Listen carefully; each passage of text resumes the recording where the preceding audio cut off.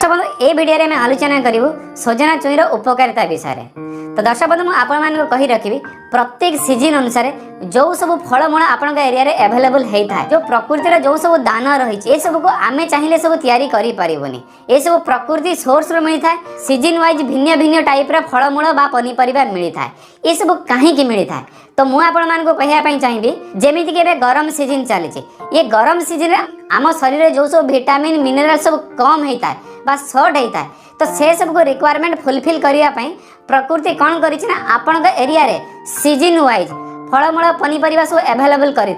एबे जो गरम दिन चली तो ये गरम दिन में आपण मैंने लक्ष्य करेंगे आपण एरिया जो सब फलमूल बा पनीपरिया सब एवेलेबल अच्छी तो से सब को आपण बहुत मात्रा रे खाइबा दरकार। तो दर्शक ए कथा मु कहूनी ये सब प्रकृतिर संरचना ये सब जब आपण मैंने जानिया चाहूता तो ताहले ऋषि महाऋषि को आपण फॉलो करने पड़ो बा से जो ग्रंथ सब रचना कर सब को देखा पड़ो।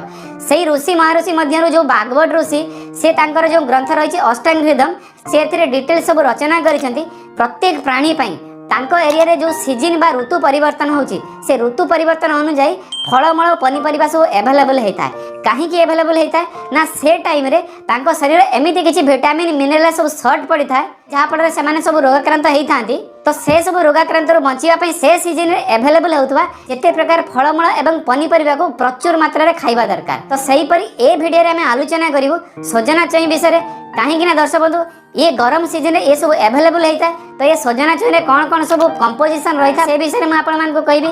ता छड़ा ये सजना छुई जदि आपण मैंने सेवन करती कौन कौन उपकार होता है आपन पाखे मुझे कही रखी। तो चलते प्रथम आम जाणी रखियो ए सब कौन कौन सब तत्व सब रही। 100 ग्राम सजना छुई calorie 26 gram, carbohydrate 3.7 gram, fibre 4.8 gram, fat 1 gram एवं ता सहित protein, potassium, vitamin C, beta carotene, calcium, iron, phosphorus एमिति करी आहुरी अनेक प्रकार मिनरल्स विटामिन सब रही है।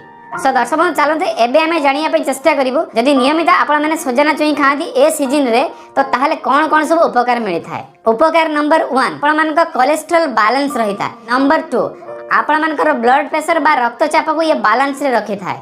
नंबर 3 आपण को स्किन बा आपण को चर्म रे जो सब सेल रही से सेल को ये रिपेयर करता है। स्टोमक प्रॉब्लम जदि आपण को स्टोमक रे एमिति किछि प्रॉब्लम हेता है जेमिति कि आपण को एसिडिटी हबा, पेट बथा करिबा, हजम ठीक से न होबा एमिति करी जिते प्रकार स्टोमक प्रॉब्लम होता है से सब को मध्य ठीक करे थाए। नंबर 5 रक्तहीनता जदि आपण माने रक्तहीनतार शिकार होता बा रक्तहीनतार आक्रांत थांती जदि आपण माने नियमित सजना छुई को सेवन करती तो आपण रक्त जेतिकी रहबा कथा सेतिकी मेंटेन होता है। नंबर 6 आई प्रॉब्लम मीन्स आपण आखिरे जेकोसी प्रॉब्लम आपण आक्रांत होता ना कहीं से सब को मध्य ठीक होता है। नंबर 7 बोन प्रॉब्लम मीन्स आपण हाड़ में जेकोसी असुविधा होता ना कहीं से सब को भी मेंटेन करता है। नंबर 8 आपण मसल रे जेकोसी प्रॉब्लम मीन्स आपण मांसपेशी रे जेकोसी प्रॉब्लम होता ना कहीं सपोज आपण जदि एक्सरसाइज करूछंती बा योगासन करूछंती बा प्राणायाम करूछंती ए सब कला पर जदि आपण मांसपेशी बहुत जंत्रणा करता है से सब को मध्य ठीक करता है। सब मैं आपण मानक कहवाई चाहिए